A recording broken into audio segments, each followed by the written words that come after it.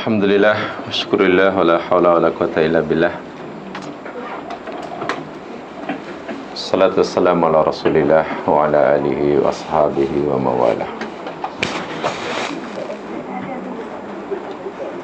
Rabbi shrah li sadri wa yassir li amri wa hlul 'uqdatam min lisani yafqahu qawli. Allahumma hfadhna min makaidi dunya wa fitanil khalq.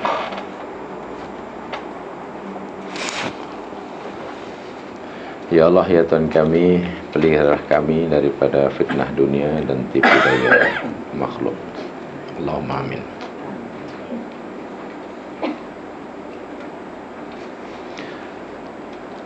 Kita masih akan bicarakan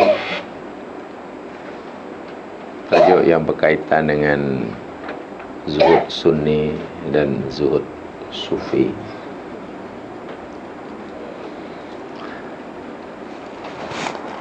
Kerana pembicaraan kita dalam kitab Talbisul Iblis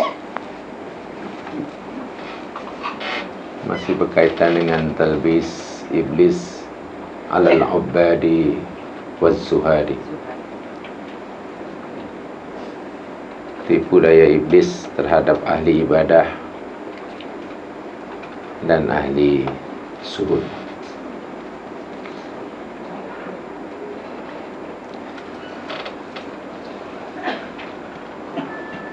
Sebagaimana yang dinyatakan oleh Ibnul Jauzi dalam kitab ini,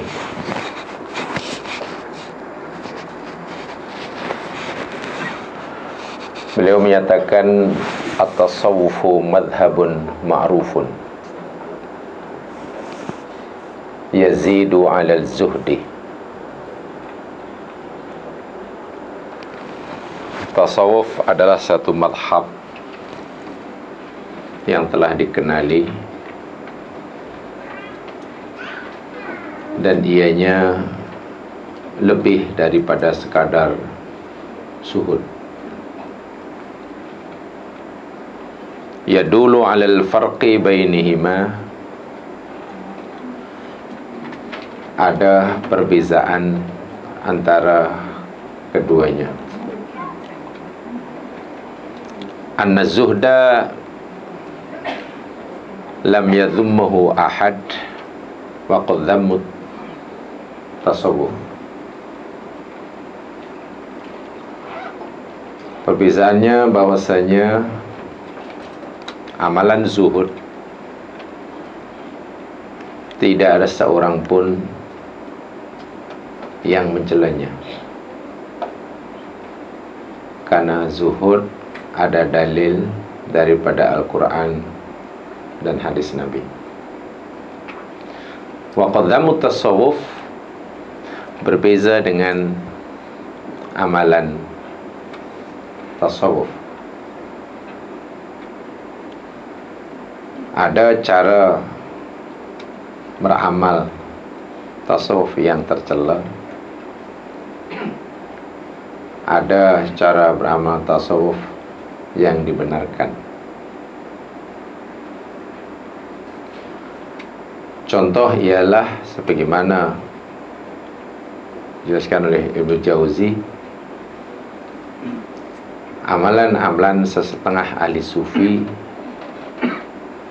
yang berkaitan dengan zuhud, yang hulu, yang berlebihan, tidak sebagaimana yang telah digariskan oleh Nabi sallallahu alaihi wasallam. Bukan Ibnu Jauzi sahaja yang pernah melihat dan mengesan amalan zuhud yang dilakukan oleh sesetengah ahli sufi khasnya pada zamannya yang tercela. Bahkan Ansarus Sunnah, ulama yang mendapat gelaran pembela sunnah Nabi sallallahu alaihi wasallam, yakni Muhammad bin Idris Asy-Syafi'i rahimahullah,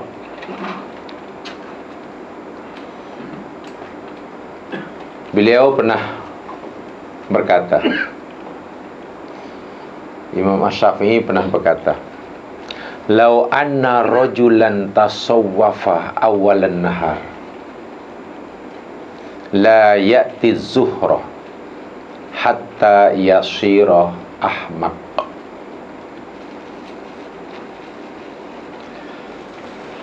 Maksudnya bahwasanya seseorang yang mengamalkan tasawuf pada pagi hari, maka sebelum waktu zuhur dia telah menjadi orang yang ahmak. Ahmak itu bahasa Melayunya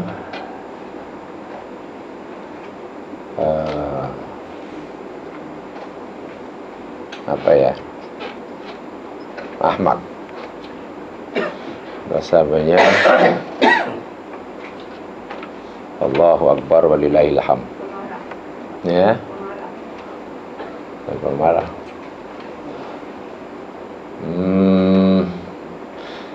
Tidak ada di masa kata bahwasanya seseorang yang mengamalkan tasawuf pagi hari, maka sebelum waktu zuhur pasti dia menjadi orang yang ahmak.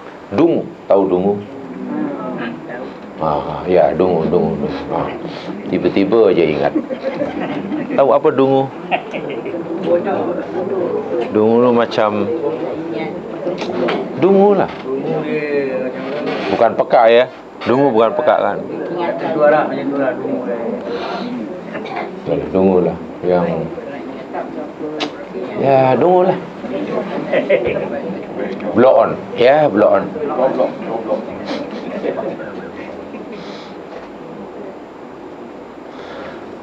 Wa anhu wa qala aidan ma lazima ahadun sufiyah 40 yawman fa'ada aqlahu ilaihi abada. Imam Syafi'i juga berkata, tidaklah seorang yang mengamalkan ilmu tasawuf selama 40 hari sahaja, melainkan pasti akalnya tidak akan kembali waras semula. Apa maksudnya? Jangan salah faham. Tadi nyatakan, tempoh hari telah kita pelajari, ada perbezaan antara zuhud dan tasawuf. Zuhud ada dasarnya, bahkan dari segi nama ada asas, ada dasar, ada dalil daripada Al-Quran dan hadis. Tasawuf yakni istilah yang timbul di kemudian. Amalan zuhud tidak ada sesiapa pun yang mencelanya, karena ia perintah agama. Zuhud dalam pengertian yang sebahagiannya telah kita pelajari minggu lepas. Zuhud yang sebagian pengertian dan penjelasannya sebenarnya kita pelajari minggu lepas. Tak ada siapa yang mencela. Nabi menggalakkannya. Bahkan itu satu keharusan bagi setiap muslim, mukmin, muhsin. Berbeza dengan at-tasawwufu. Ada sesetengah mereka yang tercela, ada setengah mereka yang terpuji. Sebab ada tasawuf sunni, ada tasawuf bid'i.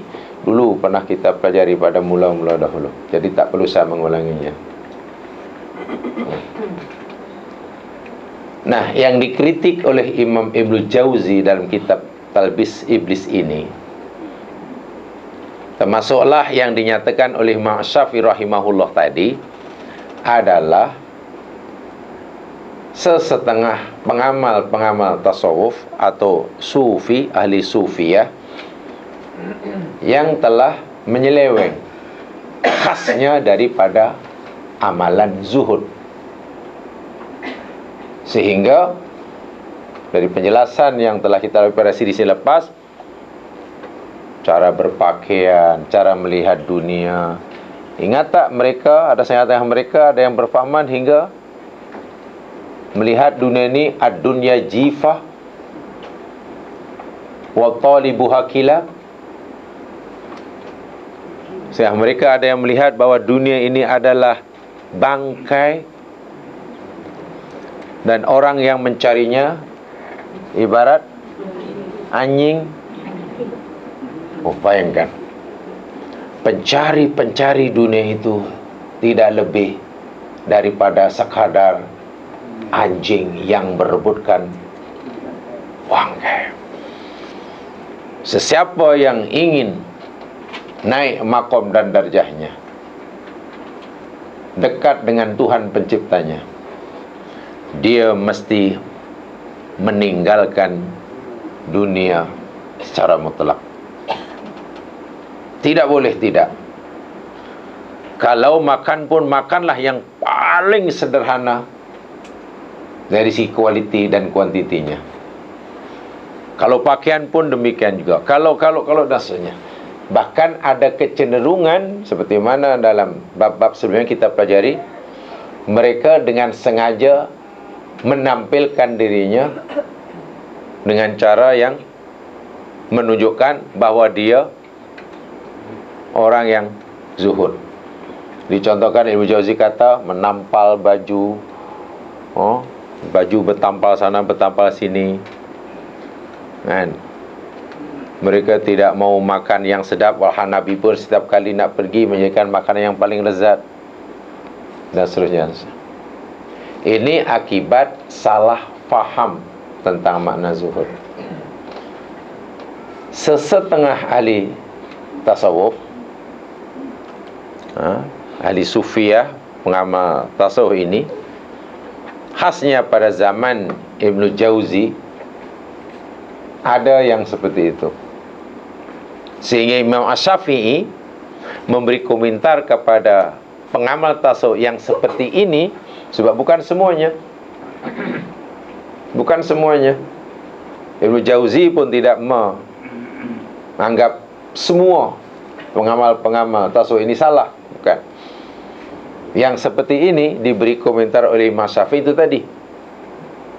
Seseorang yang mengamalkan amalan tasawuf yang seperti itu pada pagi hari, pagi macam jam sekian umpamanya, sebelum waktu zuhur nanti, bila terus beramal sebelum waktu zuhur, dia telah menjadi orang yang ahmaq. Hamzah, ha, mim, qaf. Ahmaq, ya, dungulah. Tepat bahasanya, yang dungu. Belum itu lagi, beliau juga mengatakan, tidaklah seseorang mengamalkan ilmu tasawuf yang seperti ini selama 40 hari sahaja, niscaya akalnya tidak akan kembali waras semula. Artinya kalau orang itu beramal selama 40 hari, dia sudah menjadi tidak waras dan akalnya tidak waras semula. Begitu keras Imam Syafi'i mengutuk sesetengah pengamal tasawuf yang menyeleweng. Yang menyeleweng daripada garis panduan yang telah ditetapkan oleh Rasulullah sallallahu alaihi wasallam. Jadi mereka mungkin merasakan apa yang diamalkan itu sesuatu yang benar. Walhal hakikatnya, sekuat manapun keinginan kita untuk beribadah, setinggi manapun cita-cita kita untuk segera jumpa Allah dalam keadaan ridha dan ridhoi, sehebat manapun harapan kita untuk masuk surga, kita tidak boleh mengambil jalan pintas, shortcut. Apalagi bila jalan pintas, shortcut itu kita sendiri yang buat. Sungguh pun kita mungkin merasa telah tertinggal jauh di belakang dalam beragama, sementara waktu dan masa yang Allah berikan pada kita tinggal sedikit. Kita tidak boleh melaksanakan agama melainkan mesti ikut apa yang telah digariskan. Maksudnya apa?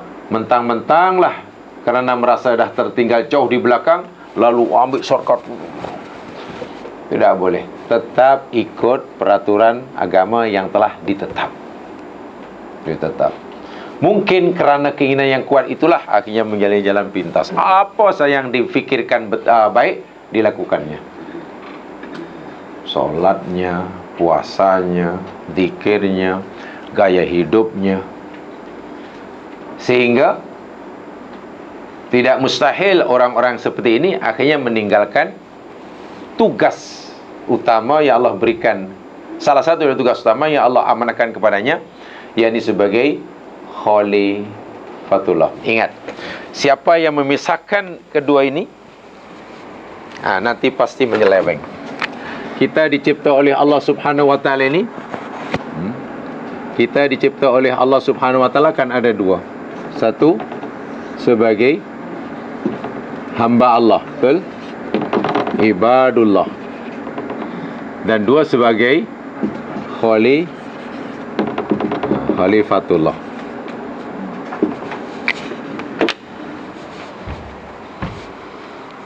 Ini tidak mudah.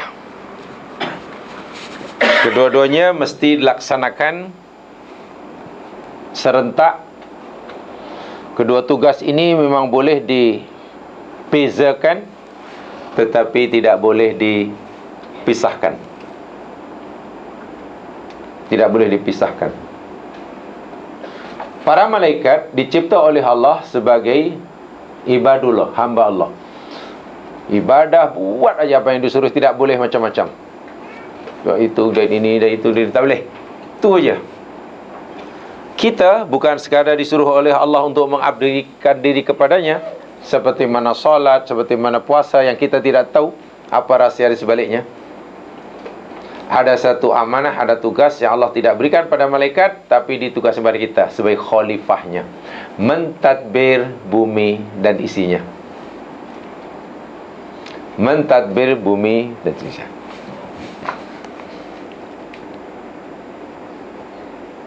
Jadi iqamatuddin wa siyasatud dunyabi. Iqamatuddin wa siyasatud dunyabi. Ini yang tak boleh tidak. Tugas khalifah ini yakni iqamatuddin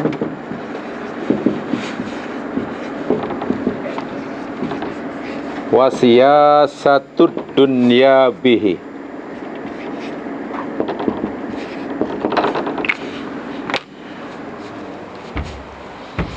Artinya iqamatuddin, menegakkan agama. Perintah dan larangan mesti ditegakkan. Perintah agama pula, Masya Allah, merangkumi segala aspek kehidupan, hubungan kita dengan Allah, hubungan kita dengan sesama, hubungan anak dengan orang tua, sesama Muslim, dengan sesama bukan Islam, dengan hayawan, dengan binatang, dengan tumbuh-tumbuhan, dengan alam sekitar. Iqamatuddin. Macam-macam hukum agama, peraturan agama dalam agama kita ini. Hutang berhutang, sewa menyewa, jual beli, pajak gadai. Bila jumpa barang di jalan, apa yang patut kita buat. Kan macam-macam kan. Ini ad-din. Tegakkan itu. Tidak boleh tidak. Kita tidak boleh tidak. Karena kita mungkin katakanlah punya keinginan untuk segera dekat dengan Allah. Kita hanya duduk wirid dan kita tidak pedulikan apa yang berlaku di luar. Terserahlah di luar itu ada orang makan ke tak makan, orang itu jual kedai apa kedai itu menipu ke tak menipu. Orang yang jualan itu betul atau tidak betul ketika menimbang barangan. Yang dua orang itu itu biarlah. Saya tidak perlu, tidak ingin semua itu. Saya nak tumpukan untuk gagallah jadi khalifatullah. Wasiyasatu dunya bihi. Itu tugas khalifah. Mentadbir dunia, mengurus dunia, memerintah dunia. Bihi, dengan nya apa ni? Nya. Dan mentadbir, mengurus dunia dengan nya agama. Anda ingin bekerja bagi mendapatkan rezeki yang Allah telah tetapkan buat kita.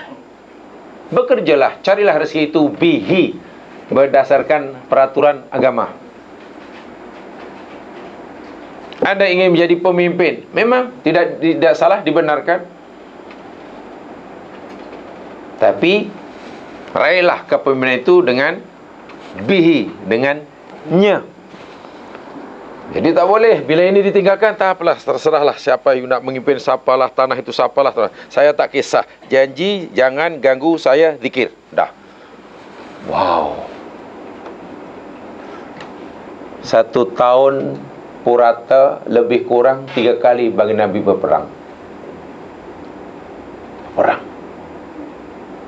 Sahabat-sahabat Nabi bila mereka tidak berperang, mereka akan bekerja sesuai dengan bakat masing-masing. Ada pekebun, ada petani, ada peniaga, ada saudagar, bahkan ada yang kaya raya. Bahkan ada yang mengupah untuk menyara kehidupan keluarganya. Dan lain sebagainya, dan lain sebagainya. Sehingga Nabi menyatakan, kenapa mereka mesti bekerja? Al-yadul ulya khairum minal yadis sufla. Tangan yang di atas, kata Nabi, lebih baik daripada. Bila Nabi kata tangan yang di atas lebih dari bawah, apa maksudnya agaknya? Orang yang memberi lebih baik. Bila Nabi kata yang memberi baik daripada yang menerima, apa maksudnya? Jadilah orang yang memberi, jangan jadi orang yang Bila Nabi suruh kita jadi orang yang memberi, apa maksudnya? Mesti ada yang kita berikan. Ya, hanya hangan-hangan majnin kalau kita ingin jadi dermawan tapi kita tak mau bekerja. Hangan-hangan majnin. Majnin ke majnun tu? Majnin. Majnun tu. Ingin mendapat pahala yang besar dengan sedekah yang banyak, karena dermawan itu dikasih oleh Allah, tetapi dia malas bekerja. Tidak boleh. Jadi bila Nabi kata tangan kanan lebih baik dari tangan kiri, maknanya memberi lebih baik daripada menerima. Bila pemberi lebih baik, maknanya kita disuruh menjadi orang yang memberi. Untuk kita jadi orang yang memberi, kita mesti memiliki sesuatu yang hendak kita berikan. Hanya mereka yang memiliki sahaja yang boleh memberi. Orang yang tak pernah memiliki, tak punya apa-apa, hanya berhangan-hangan majnin, dan selamanya akan menjadi penerima. Orang yang meminta sesuatu kerana tak mampu memenuhi keperluan diri sendiri oleh sebab kemalasannya adalah dosa. Orang yang tak mampu memenuhi keperluan diri sendiri kerana malasnya adalah dosa. Dosa. Kalau dia tak mampu memenuhi keperluan diri sendiri, makan, minuman, pakaian kerana tidak punya keupayaan, itu lain cerita. Cik, kenapa tak, Cik? Saya tak mampu. Pasal apa? Saya tak ada tangan. 2 tangan saya kudung. Tapi Cik kan ada kaki. Oh tidak, kedua kaki saya pun kudung. Tapi Encik kan masih nampak, umpamanya mengajar, tak, mata saya buta, umpamanya. Yalah, sekurang-kurangnya Encik ni bila disuruhkan dengar, oh tidak, saya pekak.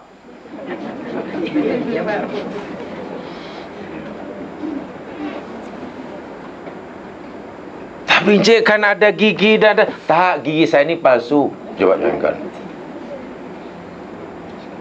Tapi Encik bersyukur rambut masih lebat, ini pun wig lah, bukan. Tapi telinga Encik nampak sihat, dah, ini pun palsu. Gigi palsu, hidung palsu, mata palsu, rambut palsu, tangan palsu, kaki palsu. Siang dipakai sempurna jalan. Bila malam nak tidur di tangga satu-satu. Tengok macam mana bentuknya. Tak apalah, dia memang tidak berupaya. Ini sihat walafiat.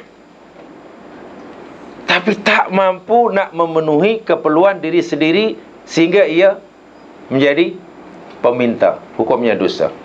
Dan dosa ini tidak dapat diampunkan oleh Allah. Dan istighfar tidak dapat terampun. Dengan solatnya tidak dapat terampun. Dengan puasa Arafahnya tidak dapat terampun. Yang boleh mengampunkan dosa ini dengan sebab bekerja. Hanya dengan bekerja saja dosa malas itu boleh terampun. Islam tu seperti itu. Seorang malas, dengan sebab malas akhirnya tak mampu menikeluar diri sendiri, dosa. Dan dosa itu hanya dapat mendapat pengampunan daripada Allah jika ia bekerja. So bekerja itu sebagai penghapus dosa bagi yang malas. Kafa bil mar'i ithman ayudayya man yaqul. Cukup besar dosa seseorang yang mengabaikan, yang mensia-siakan tanggungan orang yang di bawah jagaan dia. Dia sudah ada keluarga, dia sudah ada anak, dia sudah pasangan hidup, tetapi yang 100% kewajiban itu di tangannya. Tetapi mereka serba berkekurangan, sehingga mereka mungkin terpaksa mencari sendiri. Maka orang yang jadi ketua rumah tangga seperti itu adalah kafa bil mari ithman, cukup besar dosa orang. Karena dia gagal menjalankan tugas sebagai khalif. So macam mana tiba-tiba dunia ditinggalkan hanya untuk itu yang dikritik. Bila amalan yang seperti itulah yang Imam Syafi'i tegur tadi. Orang yang menghafal itu di siang hari, di pagi hari, belum tiba waktu zuhur, dia sudah ahmak. Dan jika orang itu mengamalkan selama 40 hari, maka akan hilang kewarasan akalnya dan tidak akan balik semula. Nampaknya Imam Syafi'i keras juga menegurnya. Tapi zuhud, setiap sahabat mengamalkan zuhud. Sehingga dalam banyak pengertian, dalam pengertian banyak orang yang sekalian, saya tadi, ini yang sering disalahkan, zuhud itu diartikan sebagai menghindar, mengelak dari hal-hal yang bersifat dunia. Mereka tidak mengerti mana perkara duniawi yang tercela, yang mesti ditinggalkan, dan mana perkara duniawi yang mesti didekati, bahkan wajib, dimiliki. Sehingga bila orang tidak boleh membezakan mana hal dunia yang tercela, mana dunia yang mesti dilakukan,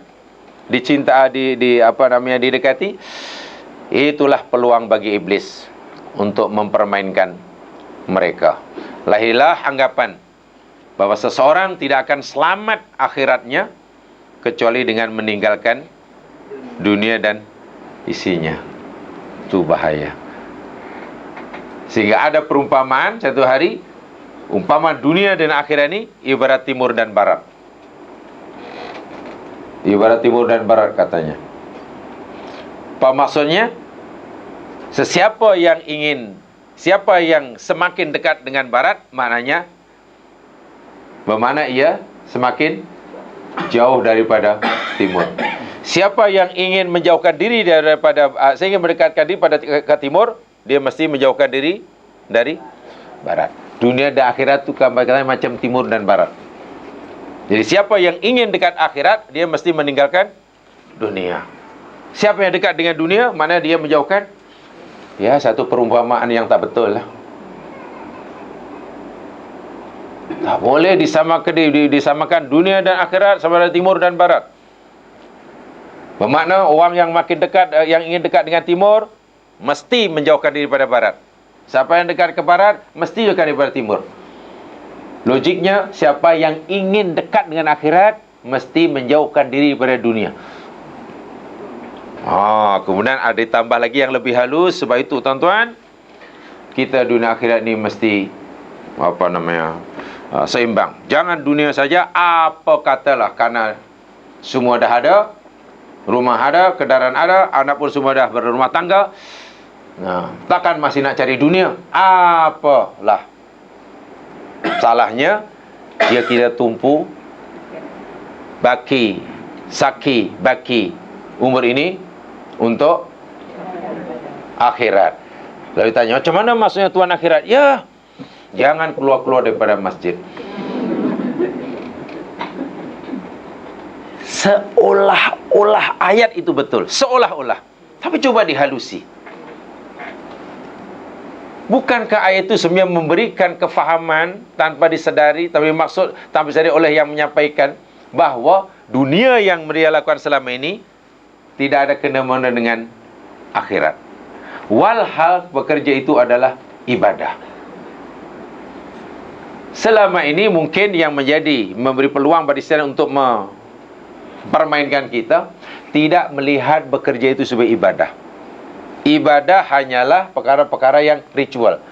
Kalau ibadah hanya pada yang ritual, bekerja bukan ibadah, memang senanglah orang akhirnya penat. Bertanya, kalau ibadah ini dianggap sebagai kerja dianggap sebagai ibadah, atau ada tak agak-agaknya pencin? Orang yang melihat pandangan meyakini bahwa bekerja itu ibadah, ada tak orang pencin? Tidak ada kan? Sebab ibadah mana ada pencin? Bila pencinnya? Bila dah? Mati. Bila mati? Saya ulangi sekali, sebab ini penting sekali. Di sinilah kalau kita tak faham benar apa sabda Nabi SAW, ajaran Islam yang sebenar, nanti akan ada setan mudah, sangat mudah untuk menyesatkannya, sangat mudah untuk talbis kita. Talbis kita. Rasulullah SAW bersabda, in qamatis sa'atu, in qamatis sa'atu, jika apa maksudnya? In qamatis sa'atu, jika berlaku kiamat. In, jika, qamat, berlaku, as-sa'atu, kiamat. Wa fi yadi ahadikum, dan ada di tangan kamu, fasilah, falyaghrisha, maka hendaklah ia tanam. Yaghrisha adalah ia tanam. Fa in istata'a ayaghrisaha. Karena tidak panjang, saya tulis sajalah supaya menjadi mantap.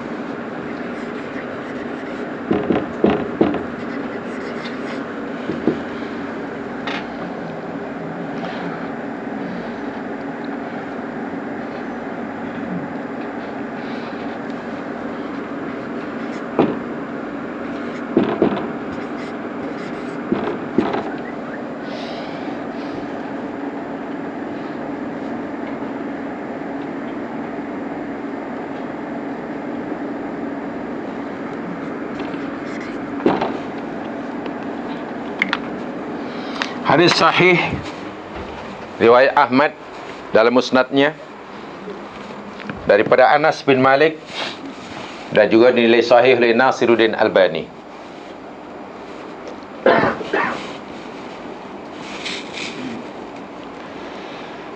Coba ikuti saya. In qamatis sa'atu wa fi yadi ahadikum fasilatun. Itu fa-nya buta, tolong bagi mata. Fa itu fa tu, matanya tak ada tadi. Masa saya bubuh tu dakwah tak keluar, jadi tak.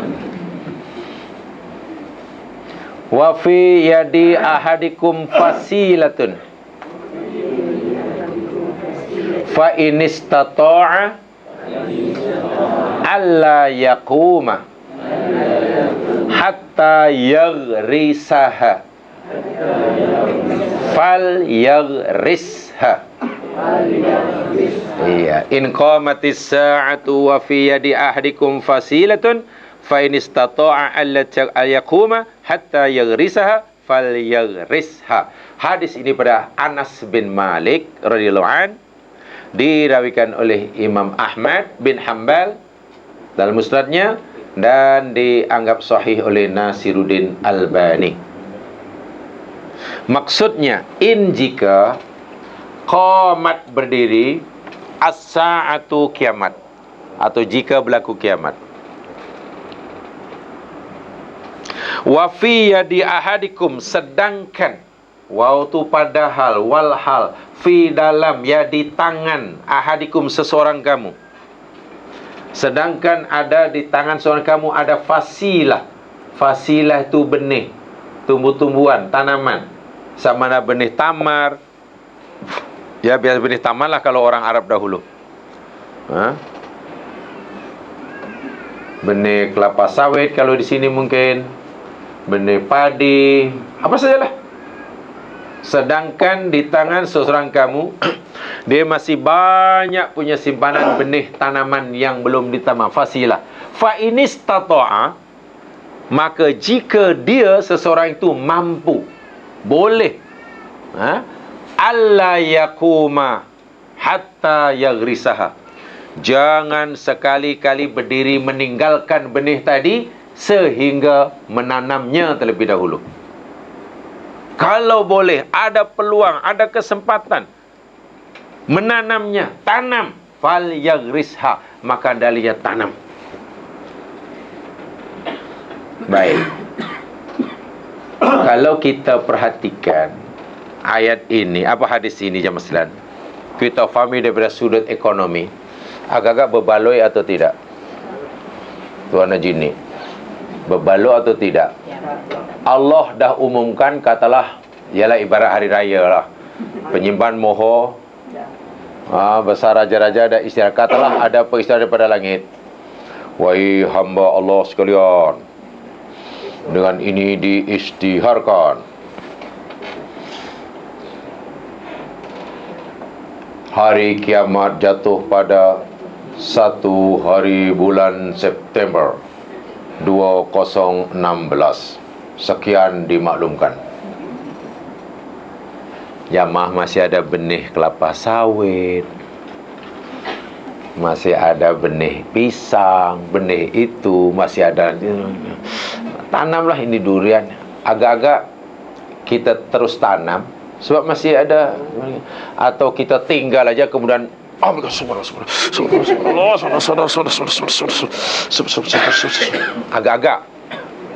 agak kita yang kita buat tinggalkan. Jika betul diisytiharkanlah 1 hari bulan September ini kiamat. Sekarang ada tak orang berjalan di landas seperti sekarang pagi-pagi ni? Ada? Kedai masih buka? Ada. Apa di mana mereka lebih? Yang Muslim di masjid, yang Kristian di gereja, yang Hindu di kuilnya, yang Buddha di tokongnya, yang Yahudi di sinagognya, yang Sinto di Konghucu di macam-macam lah. Mungkin. Tapi tengok Nabi kata, tak, jika kamu masih mampu nak tanam, jangan tinggalkan, tanam saja. Kalau begitu Nabi dalam hadis ini tidak cerita tentang ekonomi. Bila cerita tentang ekonomi, ya sia-sialah, memenat aja. Tanam hari ini, bulan depan kiamat. Wah, penat tu menanam. Apa hasilnya? Bukankah biasanya bila orang menanam, petani menanam, kita menanam, kita nak hasilnya. Dan nampaknya hasil itu mustahil kita dapati sekarang. Kerana 2 bulan lagi kiamat. Saya yakin pasti ramai memilih yang kita tinggalkan. Tapi Nabi tidak, jangan. Ini karena Nabi mengajar kita yang masih ada di sini, bekerja itu ibadah. Bekerja itu ibadah lillahi ta'ala. Sama ada nanti mendapatkan pulangan atau tidak, itu nomor 26. Malas itu dosa. Kalau kita bekerja niatnya hanya untuk mendapatkan pulangan, keuntungan, bila tak untung pasti kecewa, dan bila untung pasti sombong. Betul tak? Karena dia untung banyak, akhirnya sombong lah. Ya, macam mana awak sekarang? Yalah, alhamdulillah untung banyak. Macam mana pula? Yalah, saya rajin, bukan macam awak. Awak masih tidur, saya sudah pergi kerja. Awak sudah tidur balik, saya belum habis kerja. Tolonglah. Ini pun kira lambat Allah bagi. Sepatutnya saya berhak dapat tahun lepas. Bukan main angkuh. Sekali bankrupt, lingkup. Macam mana boleh lingkup?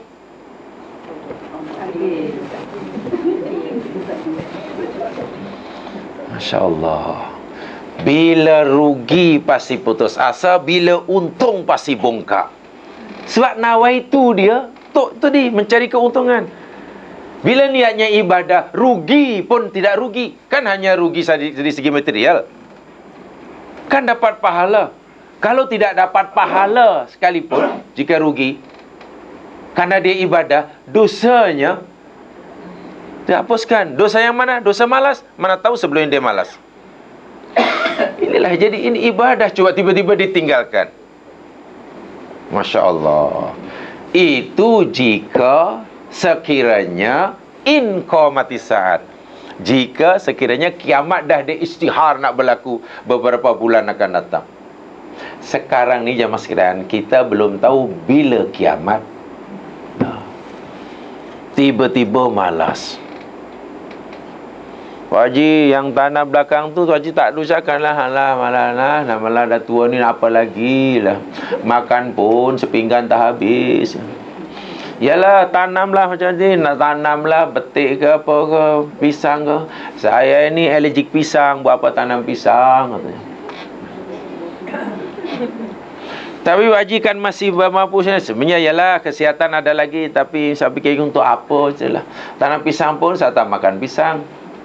Saya allergic. Tanam durian pun doktor kata tak boleh makan durian. Ya dijual lah Ji. Kata, alah saya dah tak perlu duit lah. Duit saya dah banyak. Kalau saya jual pun saya tak bertambah kaya. Jadi untuk apa kebun yang luas tu? Ya biar je lah. Saya dah tak perlu. Tengok. Sebab dia tak fikir itu ibadah. Walhal kalau dia usahakan dan katalah ada hasilnya, kan dengan hasil itu dia boleh sedekahkan dan nilainya lebih besar daripada ibadah-ibadah ritual yang lain. Artinya niat mencari tadi supaya dapat memiliki dan akhirnya dapat memberi. Ya, itu tentulah tak ada pencen ya kalau itu. Habis kalau tak apalah, serahkan orang lain lah. Kemudian nanti dapat hasilnya dibagi dan tapi sebenarnya tidak perlu ni hasil. Tak apalah kalau tak perlu bagi orang lain. Tapi jangan sampai hidup ni maknanya betul-betul merdeka. Apa? Merdeka apa namanya? Tak boleh. Ini hadis ini Masya Allah. Bagi saya betul-betul hanya Islam saja yang punya galakan. Hanya Islam saja yang begitu kuat sekali memberikan motivasi kepada umatnya untuk rajin dalam semua bidang. Dan bila diberi amanah bekerja pula, bekerja itu dalam satu amanah, satu penghormatan yang mesti dihargai. Sehingga tidak main-main dalam melakukan tugas dan amanah. Karena itu adalah ibadah yang nilainya lebih tinggi daripada setengah ibadah ritual. Ada seorang pegawai kerajaan, ada seorang pegawai pekerja di satu syarikat pamannya. dah terikat dengan perjanjian dengan syarikat tersebut, datang pukul 8, packat, tung, klok, keluar. Balik pukul 5 ya. Pukul 5. Kerja yang perlukan ini. Tengah hari rehat sekian. Apa yang betul ni. Ya itulah. Siapkan kerja itu. Baru masuk 1 jam, 2 jam, atau 1 setengah, tengok jam, Allah, dah pukul 10 pula. Keluar tanpa izin. Tak ada kena-mengena dengan tugas. Rupanya pergi suruh sebelah ofis dia. Di situ aja sudah 1.5 jam sembahyang duha. Sembahyang duhanya 1 jam, wiridnya 1/2 jam. Masuk lagi ofis. Bosnya pun, apa budak tu asyik keluar. Baru masuk tak sampai 2 jam, dah rehat. Tak apalah, memang time rehat. Terus pergi sembahyang. Memang itu masa rehat. Orang dah masuk, balik, dia belum. Karena rupanya masih panjang baca Qurannya lepas zuhur. Masuk saja, kerja sekejap, terus mengantuk. Mengantuk, ditanya, abang mengantuk? Bawa malam tadi saya tahajud lah. Jadi malam tadi saya tahajud dan hari ini saya puasa. Bos pun serba salah. Aku suruh dia bekerja, aku gaji dia untuk kerja, bukan untuk solat duha. Bolehkah aku larang dia solat duha? Takkan aku nak cegah dia untuk solat duha? Takkan aku nak larang dia mengantuk sebab malam tadi tahajud? Bingung bosnya nak larang. Tapi kalau aku tak larang, hari-hari tak boleh itu. Orang ni tidak boleh meninggalkan tugas amanah yang hukumnya wajib hanya untuk melakukan solat duha yang sunat. Tidak boleh. Silakan pekerja malam qiyamul lail, tapi jangan sampai menjejaskan tugas di siang hari yang diamanahkan. Hukumnya berdosa. Tapi karena dia fikir hanya qiyamul lail itu yang membolehkan dia masuk surga, sementara bekerja hanya untuk membebaskan keluarga daripada kelaparan, ya, akhirnya Islam mundur lagi. Wah, Islam tidak mengajar begitu. Bekerja itu adalah ibadah dan sangat besar, sangat besar. Bahkan Nabi menyatakan, ini hadis sahih ini. Coba fahami benar-benar. Kan kita nanti tak ada ruang. Macam mana ya? Minggu depan, bulan depan kiamat, hari ini baru nak tanam durian.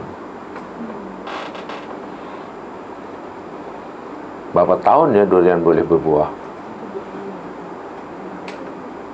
Paling cepat 3 tahun. Pak Abu ada dusun? Apa? Dusun. 3 tahun setengah, 4 tahun. Tunggu 4 tahun baru berbuah, dapat hasilnya. Sekali dia buah pula, dia tak boleh makan, doktor kata. Sia-sia. Dahlah saya tak boleh makan. Bila tu orang rumah pula, walaupun boleh makan, tapi bila bau pening. Itu yang dipikir, susahlah. Susah. Inilah, jadi selagi tidak belum dapat melihat dunia dan isinya ini sebagaimana Nabi menyuruhnya kita melihatnya, ya saya ingat susahlah. Saya ingat susah, silaplah. Akhirnya Islam yang sepatutnya membuat seseorang menjadi orang sesuatu maju, menjadi mundur dengan istilah-istilah yang disalah faham, disalah artikan. Syekhul Islam Imam Ibn Taymiyah menyatakan zuhud yang disyariatkan ialah meninggalkan rasa gemar. Gemar atau gemar ya? Gemar tu ialah gemar. Jadi zuhud tu maknanya tak gemar lah. Lawannya gemar. Terhadap apa yang tidak bermanfaat bagi kehidupan akhirat. Inilah zuhud kata Ibn Taymiyah. Meninggalkan, zuhud yang syar'i ialah meninggalkan rasa gemar, rasa suka terhadap apa-apa saja yang tidak memberi manfaat bagi kehidupan akhirat. Satu contoh. Bila kita menghabiskan 3 jam waktu selama 3 jam hanya untuk cuci mata berjalan-jalan di kedai. Cuci mata ke apa namanya tu? Oh, jamu mata ya. Oh, menjamu mata. Oh ya. Tu window shopping tu lah. Agak-agak 3 jam ini memberi manfaat atau tidak bagi kehidupan akhirat ya? Agak-agak. Saja. Wih, cantiknya. Wih, tak beri ke tak? Tak ada, tengok aja. Wih, mahal. Tak ada. Mahal. Lepas tu balik. Wih, saya tahu rupanya harga beg itu mahal. Awak tak tahu yang mahal. Saya tahu dia mahal. Awak beli. Tak ada. Katakanlah 3 jam. Ada tak memberi manfaat kepada akhirat? Tidak kan? Karena benda ini tidak memberi manfaat dan kita meninggalkannya, itu zuhud. Zuhud yang paling mudah, kata Imam Ibn Taymiyah. Apa saja perkara-perkara, benda-benda, amalan atau apa sajalah yang tidak mendatangkan, tidak memberikan manfaat bagi kehidupan akhirat. Tak ada perkara yang mubah yang berlebihan dan lain sebagainya. Itu kata Imam Ibn Taymiyah. Baik. Tingkatan ini zuhud yang dibenarkan, zuhud yang sunni. Jadi tidak perlu yang pelik-pelik. Tidak perlu untuk zuhud mesti pergi ke puncak gunung menyendiri. Tidak perlu zuhud mesti tukar pakai baju yang tebal. Tidak perlu tukar kasut dengan tayar lori. Tidak perlu dibuang motosikalnya sehingga untuk pergi ke mana-mana dengan jalan kaki. Zuhud tidak perlu dibuang bagnya, kemudian tukar dengan kain yang dipikul. Tidak perlu. Tidak perlu memakai pakaian yang ya tadilah compang camping sana sini, lusuh. Bahkan mungkin dia berfikir semakin lusuh, semakin tak layak dipakai, semakin meningkat tahap kezuhudannya. Jadi kalau katalah orang memakai pakaian mungkin kain bergosok, bukan main licin, songkok pula tinggi, bukan main. Ini mesti tak zuhud ini. Yang zuhud yang sebelahnya tu, yang kain dia ada spring, tarik panjang, dilepas, itu kain ada spring tu. Allahu Akbar walillahil hamd. Tu yang duduk di kapet tu tak ada zuhud. Tapi yang selalu pilih tempat yang tu, yang simen, yang kasar, itu zuhud. Yang di kapet yang ada aircon tu tak zuhud. Jemaah sekalian, dalam konteks hari ini, macam mana kita mengamalkan hadis Nabi yang menyuruh sahabat tabarrud dalam istilah hadis. Tabarrud dari perkataan bardun. Bardun maknanya barit, soju. Bila Madinah musim panas, soif, yang kadang-kadang temperature hingga 50 lebih. Pada zaman Nabi biasa, sekarang pun masih ada begitu. Sangat panas. Waktu zuhur sangat panas. Dan ingat, Masjid Nabawi tidak seperti sekarang. Atapnya ala kadar, lantainya batu congkak pasir. Dan bila tengah hari tentulah panasnya, wow, bukan sekadar panas cuaca dia, tapi bawah panas, sangat panas. Jangankan aircon, kipas angin pun tak ada. Apa surah Nabi bila cuaca panas dan sudah tiba waktu zuhur? Tabarrudu. Maknanya tunggulah hingga cuaca sejuk. Jangan sembahyang zuhur ketika cuaca sangat panas. Tunggu sejuk. Sejuk mana? Biarlah matahari condong ke barat makin, hingga terasa sejuk, jadi solat pun tenang. Baik, dalam konteks hari ini, macam mana nak mengenai hadis Nabi tadi? Agak-agak. Dalam konteks hari ini. Kalaulah surau itu jamaah sekalian, panas berdentum, ya, sudah sewajibnya surau itu dipasang kipas angin. Jika dipasang kipas angin masih menggelegak, jamaah mesti mengusahakan surau itu dibubuh kon. Tabarrud. Jangan sampai orang yang solat ada gangguan. Dalam konteks hari ini seperti itulah hadis tadi. Sebab mana mungkin sekarang waktu zuhur panas berentum, kalau masjidnya semuanya seperti sekarang, kapetnya tenggelam hingga ungkap mata kaki. Buku ni ada masjid kapet dia jalan pun, oi, kita tak boleh lah jalan, terlalu lembut. Ada Pak Imam mak tubang tu, pasal kapet dia berlapis 5. Imam sajadah mesti tebal. Bawah sekali itu tebal putih tu, jahit tu, isinya tak tahu apa tu. Katil apa katil? Tilam kau.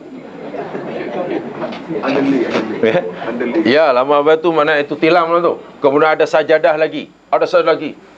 Itu berdiri pun malah tak stabil tu. Sekarang mana ada zuhur panas pada zaman Nabi? Maksud saya, jika cuaca panas, menyediakan, mengurangi cuaca panas dengan pasang kipas angin, menepati hadis Nabi tadi. Tabarrud. Kalau pada saat tabarrudnya menunggu matahari itu condong ke barat, sekarang tabarrudnya sangikon lah. Itulah cara mengamalkan hadis. Jadi, kalau kita amalkan bentuknya, ya sampai bila-bila lah. Mana ada panas kalau masuk masjid? Tapi konsepnya tetap berlaku. Itu cara melakukannya. Jadi, dan itu bermanfaat. Jadi kalau yang sembahyang di dalam masjid, yang ada kapet, ada ikon, tidak zuhud. Yang zuhud mesti yang panas, yang tak ada ikon, yang tak ada kipas, dan kalau perlu bubung dia macam sebab pada zaman bawah lantai, jadi dahi bila sujud mesti penuh dengan pasir. Itu baru zuhud. Wah, itu susah tu. Yang makan tu, yang dengan tu pinggan tu, itu tidak zuhud. Sebab itu apalagi pinggan tu Thailand tu. Baik tu Thailand. So yang zuhud makannya dengan apa namanya? Daun pisang. Wah, banyak kedai mamak yang zuhud. Ada kan banana leaf di restoran tu?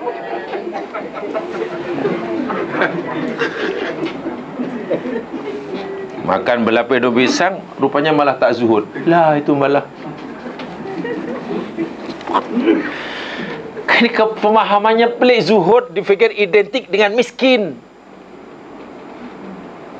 Zuhud mungkin sinonim dengan fakir. Zuhud maknanya mesti difahami, mesti sama dengan gaya hidup yang menyusahkan. Masya Allah. Nabi Sulaiman ni kaya ke miskin ke? Agar Nabi Sulaiman ni tamak atau zuhud? Zuhud. Semua Nabi ni zuhud. Tidak ada yang tidak zuhud. Wah, Nabi Sulaiman seorang raja yang kaya raya. Dia punya lantai balai rong sri-nya pun queen daripada Sabah, Bulkis,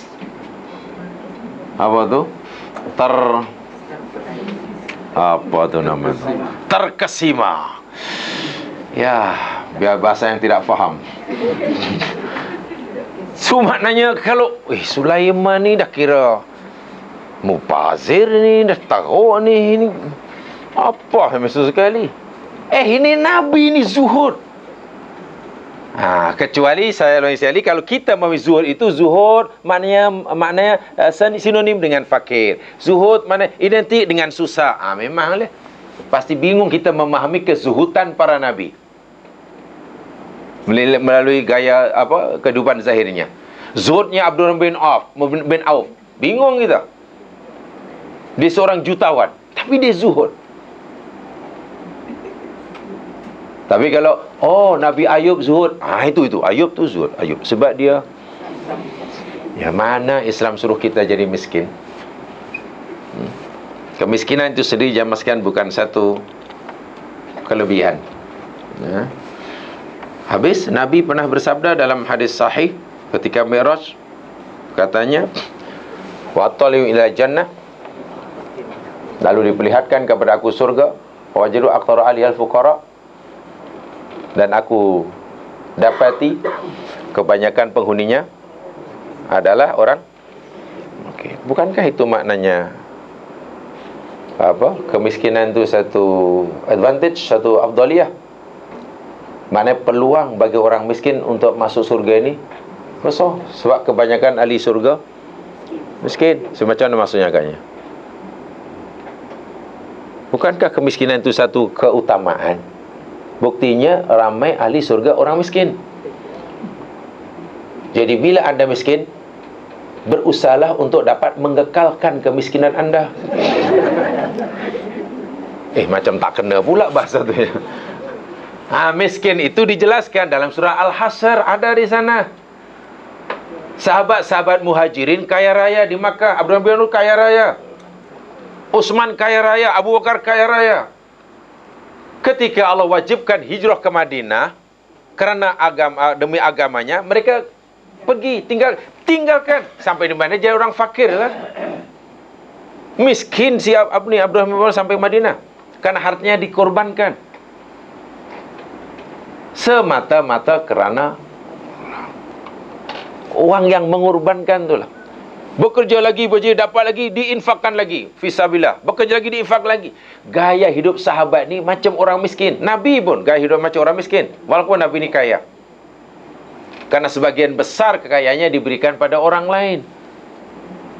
Nah, miskin yang macam inilah yang paling ramai dijumpai oleh Nabi di surga. Bukan miskin yang kerana malas tadi. Sebab bila kita tidak mampu, kita disuruh berusaha untuk mampu. Ali pun pernah berkata, jika sekiranya kemiskinan inilah berupa satu bentuk makhluk hidup boleh dilihat, niscaya akulah orang pertama yang akan membunuhnya. Jika sekiranya kemiskinan ini berupa makhluk bentuk yang boleh dilihat, aku yang akan membunuhnya. Aku orang pertama yang akan membunuhnya. Itu kata Ali bin Abi Thalib. Tapi Ali sendiri dalam kehidupan sehari-hari, gaya hidupnya macam orang macam mana ya? Ya, kerana itu tadilah. Ibarat dapat 10, jika ia hanya perlukan 4, diambil 4, yang 6 bagi orang. Ya, mana ada senang kalau macam tu. Itu memang orang yang paling cepat masuk surga. Jadi miskin tu karena dia banyak memberi, bukan karena tidak ada orang memberi. Karena banyak menolong sehingga macam orang miskin, bukan karena tak ada orang menolong. Kata Ibnu Qayyim Al-Jauziyah di dalam kitabnya Tariqul Hijratain wa Bab As-Sa'adatain,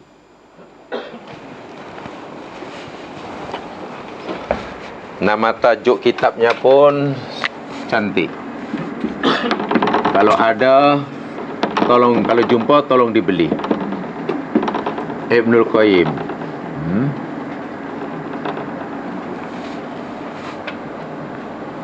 Ibnul Qayyim Al-Jauziyah. Ibnul Qayyim Al-Jauziyah.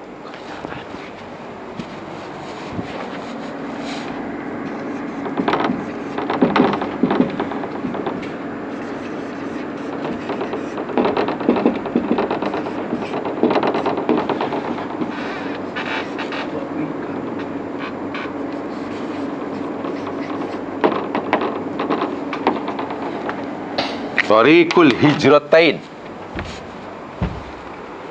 wa Babus Sa'adatain. Nama kitabnya Tariqul matanya hilang lagi. Hijrah. Tariqul hijratain maknanya jalan dua hijrah. Hijrah. Wababus sa'adatain, dan pintu dua kebahagiaan. Dua kebahagiaan. Itu maknanya lah bahasa Indonesia, tapi itu nama kitab, tak payah diterjemahkan lah. Di dalam kitabnya ini, Ibnul Qayyim Al-Jauziyah memberitahu kepada kita, ini saya ringkaskan sahaja, bahwasanya zuhud yang sunni yang menepati syariat Nabi, tidak menyalahi Al-Quran dan hadis Nabi, yang tidak ada padanya talbis iblis, ada 4 tingkatan. Ada 4 tingkatan. Yang pertama, zuhud wajib bagi setiap muslim, yakni zuhud terhadap perkara-perkara yang haram. Zuhud tadi mana tak gemar ya. Zuhud itu tak gemar, tak suka, jadi mesti meninggalkan lah. Hukumnya wajib bagi setiap muslim, yakni zuhud terhadap perkara-perkara yang haram. Wajib, bukan satu keutamaan, tapi satu kemestian. Tidak boleh setiap mukmin, bagi setiap mukmin, melainkan mesti meninggalkan perkara-perkara yang haram. Bila orang mukmin telah meninggalkan haram, mana ia telah melakukan zuhud peringkat yang pertama, paling rendah lah tu. Ini zuhud paling rendah ni. Zuhud paling rendah. Tingkat kedua, yakni zuhud yang bersifat sunnat. Zuhud sunnat atau mustahabbah. Sunnah atau mustahabbah, tidak wajib. Itu sunnah, walaupun sunnah tingkatannya tinggi. Nah, ini bab akhlak ni lain. Kalau bab ibadah, jamaah sekalian, wajib itu tingkatan lebih tinggi daripada sunat. Tapi bab akhlak, yang sunnah itu lebih tinggi, orangnya tu makam lebih tinggi. Ini zuhud sunnah sifatnya. Zuhud terhadap perkara-perkara yang makruh, meninggalkan perkara yang makruh, dan perkara-perkara yang harus secara berlebihan. Benda ni apa hukumnya? Haram ke makruh? Makruh. Saya tak nak lah. Meninggalkan yang makruh. Ini zuhud sunnat. Atau meninggalkan perkara-perkara yang harus yang dilakukan secara berlebihan. Kita boleh buat yang harus, karena harus. Tapi janganlah melakukannya secara Bila kita tidak melakukan berlebihan dalam perkara yang harus, maka kita telah mencapai tingkat zuhud sunnah, atas dari yang pertama. Makamnya daripada segi kezuhudan lebih tinggi. Karena orang ini bukan sekadar boleh meninggalkan yang haram, bahkan dia pun mampu meninggalkan yang itu mana tinggilah. Itu maksudnya. Tapi janganlah kemudian, tak apa kalau begitu ai tinggal yang makruh aja, yang haram tidak. Itu bukan zuhud. Itu bukan zuhud. Yang makruh ditinggalkan, yang haram ini tingkatan. Untuk naik kedua, yang pertama kena sudah. Untuk naik ketiga, tambah kedua sudah. Macam itulah. Yang ketiga, yakni zuhud orang-orang yang menuju yang berlomba. Zuhud orang-orang yang berlomba ketika berjalan menuju Allah Subhanahu wa taala. Zuhud orang yang berlomba-lomba menuju kepada Allah Subhanahu wa taala.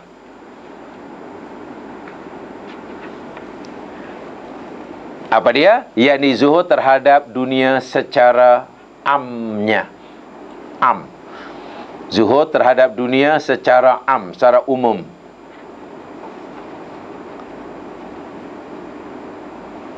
Maksud zuhud terhadap dunia secara ialah bukanlah meninggalkan dunia atau membuang dunia, tetapi menjadikan hati kosong daripada perkara-perkara yang bersifat dunyawi. Bukan meninggalkan dunia, tetapi mengosongkan hati daripada perkara-perkara yang bersifat duniawi. Mungkin bahasa yang mudah difahami, sebanyak manapun harta yang dimiliki. Karena orang zuhud yang ketiga ini kata bukannya bukan orang yang tak punya harta. Ada harta. Setinggi manapun jawatan yang dipegangnya. Banyaknya harta, tingginya jawatan, besarnya kekuasaan, tidaklah menguasai hatinya. Sebaliknya, hatinya masih mampu menguasai hartanya. Hatinya yang masih mampu menguasai kekuasaannya. Bukan dia dikuasai oleh harta, bukan dia yang dikuasai oleh kekuasaan, bukan dia yang dipenjarakan oleh jawatan. Orang yang seperti ini zuhudnya sangat tinggi. Sebab itu sanggup melakukan apa sahaja orang ini, sanggup mengorbankan apa saja demi cintanya kepada Allah. Bila-bila Allah suruh ia mengorbankan apa yang dia miliki, ima hartanya, ima kekuasaannya, ima jawatannya, ia akan korbankan bila-bila masa, jika Allah menghendakinya. Kerana apa? Karena hatinya tidak dipengaruhi, dikuasai oleh harta atau kekuasaan yang ada. Ini zuhud peringkat ketiga yang lebih tinggi daripada yang pertama. Sebab itulah Nabi Sulaiman zuhud, hebat. Kenapa? Kekuasaan yang besar, kedudukan yang tinggi, kekayaan yang banyak, sedikit pun tidak mempengaruhi hatinya, memesongkan hatinya, sehingga berpaling daripada Allah. Hatinya tetap fokus lurus kepada matlamat hidupnya, mencari ridha Allah. Dunia sebanyak sebanyak mana pun yang dimilikinya tidak dapat mempengaruhinya. Itu luar biasa susahnya. Jangankan kita macam Nabi Sulaiman ya Mas Yan. Saya tidak tahu kalau kita diberi kekayaan macam Nabi Sulaiman macam mana agaknya. Kita jadi apa agaknya? Kalau kita diberi kekayaan macam Nabi Sulaiman, agaknya kita jadi apa? Kalau kita diberi kekuasaan macam Nabi Sulaiman, cakap aja semua patuh, termasuk jin. Suruh apa saja semua patuh, termasuk angin. Siapa saja yang bercakap, mengumpat kita, kita faham, hatta semut. Agak-agak kita jadi apa? Mungkin kita, kamu dah tahu buktinya, inilah Tuhan yang Maha Kuasa. Tapi lihatlah, tengok Nabi Sulaiman, apa doa dia dan apa pujian Allah kepadanya. Ya, karena semua itu sedikit pun tidak memalingkan hatinya daripada Allah Subhanahu wa taala. Ini luar biasa. Kalau seseorang jamaah tidak tertarik dengan kekayaan yang dimilikinya, hatinya tetap fokus kepada Allah, karena harta yang dimilikinya hanya basikal tua, itu biasa. Wah, orang tu betul-betul hatinya khusyuk tumpu pada Allah, langsung kekayaannya tidak dapat menggodanya. Dia kaya ke? Tak, basikal tua aja yang ada. Tapi coba kalau dia punya macam-macam, belum tentu. Apalagi sebagai contoh, ketika orang tahu, masyarakat tahu bahwa dia orang paling kaya, lalu berjalan tengah-tengah orang ramai, dan dia membawa kereta madu keretanya, dan kereta itu satu-satunya di negara ini. Yang lain hanya dengur aja namanya. Bentuk kita itu pun lain semacam bentuk dia. Roda pun bukan bulat. Ya, nama kereta paling canggih, paling mahal. Kereta itu memang tak ada masalah, tak pernah terperangkap dalam trafik jam. Kalau trafik jam aja mengeluarkan kepak. Naik terus itu. Dia punya plate number pun bukan seperti mana yang biasa ada. Namanya dan alamat rumahnya. Boleh ditukar macam transformer lah kereta dia. Duduk dalam kereta, buka, duduk. Dan dia tahu semua orang pandangan matanya tertumpu. Agak-agak macam mana perasaan kita yang ketika kita tahu semua orang mengkagumi kita, agar rasa kita masih membesarkan Allah atau mungkin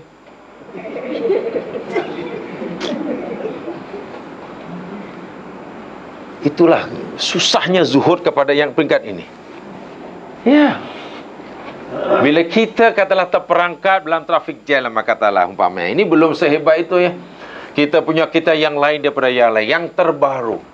Plate number pun lain daripada yang lain. Dia buka dan semua orang kanan kiri, belakang pandang kita semacam. Bahkan sempat berberak yang orang tu anaknya bahkan ada yang curi-curi ambil gambar. Dan kita perasan menjadi tumpuan. Macam mana perasaan kita? Disitulah ujian kita zuhud atau tidak peringkat yang ketiga. Susah sekali. Orang tidak tergoda hatinya dengan kekayaan yang Allah berikan pada dirinya. Jika kekayaan itu sebanyak itu. Tapi jika kekayaan saya kata hanya sebuah basikal tua, insya-Allah tidak menggoda lah. Hanya basikal pun basikal tua. Kan basikal tua yang basikal tua yang sekarang basikal tua mahal lah Pak. Saya tengok di Melaka itu ada lorong tu apa? Jongka Street ke belakangnya tu. Nah, jual barang-barang antik tu. Ada basikal tua. Macam dulu basikal tinggi yang ada bel dia yang kering atau yang untuk Allah. Mahal. Saya tanya berapa ni tu kira-kira. Tak apalah, you angkatlah 4,000 katanya. Mabuk ke basikal 4,000? 4,000? Yalah, ini orang tambah 4,000 boleh lah, you angkat lah katanya. Ayo, untuk apa basikal? 4,000. Memang lain lah, ni mungkin yang paling tak tahu tahun bila. 4,000 hanya untuk basikal yang tak boleh nak naik mana? Wah, 4,000 kalau saya berikan cendol, banjir rumah saya. Jangan belikan emas, coba berikan cendol. Banjir tak banjir? Ya, insyaAllah kalau hartanya tidak seberapa, jabatannya tidak seberapa, kedudukannya tidak seberapa, kekuasaannya tidak seberapa, orang pun tidak kenal siapa dia, tak kisah pun. Jika yang demikian tidak mempengaruhi hatinya tetap fokus pada Allah, itu mungkin lebih mudah. Tapi bayangkan jika macam-macam ada, tapi semuanya itu tidak sedikit pun mengganggu, mengusik, mempengaruhi hatinya yang tetap fokus pada Allah. Mentaliti dia tetap mentaliti istirja, bahawa semua itu milik Allah, dan bila-bila masa Allah boleh mengambil sekelip mata. Sebenarnya Nabi Sulaiman pernah kehilangan tahta kerajaannya sekelip mata tanpa ada rampasan kuasa. Kan Nabi Sulaiman pernah kehilangan sekelip mata kuasa tanpa ada rampasan kuasa. Ketika Nabi Sulaiman meninggalkan singgasananya, Allah tempatkan di singgasana Sulaiman makhluk yang sejibik macam Sulaiman. Bukan sebiji, sejibik macam Sulaiman. Semua orang tahu itu Nabi Sulaiman, dan semua orang tak kenal lagi Sulaiman yang sebenarnya. Bingung Nabi Sulaiman. Mana kehilangan lah sekelip mata. Rupanya Nabi Sulaiman sedar dia sedang diuji. Kalau Allah nak ambil, alahai. Itu ada dalam surah An-Naml, boleh lihat di sana. Nah, dalam Al-Quran, bukan surah An-Naml.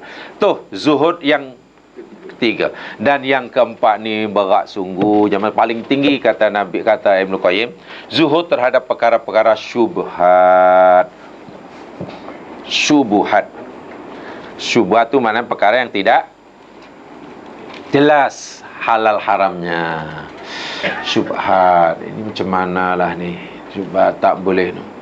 Jamaah sekalian, ketika turun ayat riba satu persatu berperingkat-peringkat, riba mulai daripada pemberitahuan hingga akhirnya diharamkan 100%. Ketika Allah turunkan ayat riba haram 100%, tapi belum jelas keterangannya riba itu macam mana, Umar masih menunggu-nunggu. Riba memang haram, Allah murka. Tapi macam mana ya, apa yang dimasukkan riba? Ini perincian dia. Umar menunggu dan menunggu kot-kot. Nanti Allah masih turunkan ayat yang menjelaskan makna riba itu secara detail. Tunggu, hingga baginda wafat, ayat dah tak ada lagi. Akhirnya Umar tak tahulah penjelasan yang secara detail. Karena tak tahu, Umar terlalu takut, terlalu khawatir hasil kerjanya ini melibatkan riba.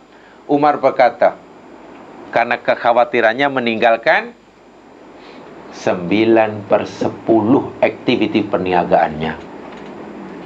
Takut jatuh riba. Bukan dia yakin benda itu riba, takut ia riba. Padahal belum tentu yang ditinggalkan itu riba. Itu ijtihad Umar. So, Umar mana mempunyai zuhud yang paling tinggi, keempat tingkatan dia. Syubhat. Jadi sangat-sangat berat lah. Sangat-sangat berat.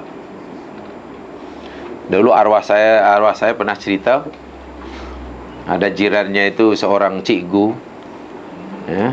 Tapi Masya Allah agamanya sangat kuat, jaga dia sangat kuat. Di kebun dia itu berjiran dengan kebun arwah ayah saya, kebun dia. Dan adalah pokok pisang, pokok apalah macam tu, ditanam di kebun dia. Tetapi terjuluk atau menjuluk ke kebun ayah saya. Macam pisang, pokoknya di sini kan tanahnya, tapi pisang tu condong macam tu, sehingga buah dia itu berada di atas kebun ayah saya lah. Rambutan demikian juga di sini, tapi sulit ni. Cikgu ini karena terlalu hati-hati gamanya, dia tak nak ambil pisang yang masuk ke itu. Jadi begitu orang tua saya katanya disuruh potong, itu hak ayah saya. Saya, oh tidak, ini kan ini saya sebab ini dah di atas, walaupun karena yang mempunyai betul-betul tak nak ambil, ya ayah saya ambil semua. Apa termasuklah apa mangga ke apa yang mana yang masuk dah lepas, bagi dia itu subhat. Cikgu itu mengatakan, nah ini subhat, saya tak berani ambil, saya tak yakin, saya memang tak yakin ini haram satu, tapi saya ragu sebab dia sudah ini apatah lagi macam daun-daun nya seperti mana rambutan bila kering jatuhnya ke situ. Jadi merasa, ya mana kamu yang berhak. Ayah saya cerita dari saya, Masya Allah, hebatnya cikgu ini. Dia cikgu je, bukan tok guru, tapi dia punya sedangkan zaman moden kadang-kadang berbola, ini yang punya, bahkan sempadan pun boleh berpindah. Karena okey, sekarang macam mana kita selesaikan di mahkamah. Ini ada lawyer, ini ada peguam. 3 bulan. Yang satu menang, yang satu kalah. Masih terpaksa bayar kos guaman. Nilainya lebih mahal daripada sempadan yang dipertikaikan. Wah, dia hanya gaduh berebutan rumput. Alah. Saya jadi, Masya Allah, akhlak orang dulu. Wah, bukan orang kaya, orang susah, hanya itu je. Tapi takut, dia kata. Saya tanya kenapa? Ya, betul, tak tahu, cikgu tu sangat takut. Ya, saya pun tak yakin itu milik saya, tapi dia tak yakin juga itu halal baginya. Ya, macam subhan lah, dia tak reti. Maknanya tingkat kezuhudannya tinggi. Sebagi dia semulai daripada keluar putik bunga sampai ini semuanya sentiasa berada di tanah kamu, katanya. Daunnya pun jatuh. Jadi saya tak berhak. Itu milik kamu. Wahab pokok dia itu tanam di, ya dia tak ada pagar lah kan, mana ada ni. Dulu kan ada ini pacak sini pacak di mana lurus tu. Itu saja.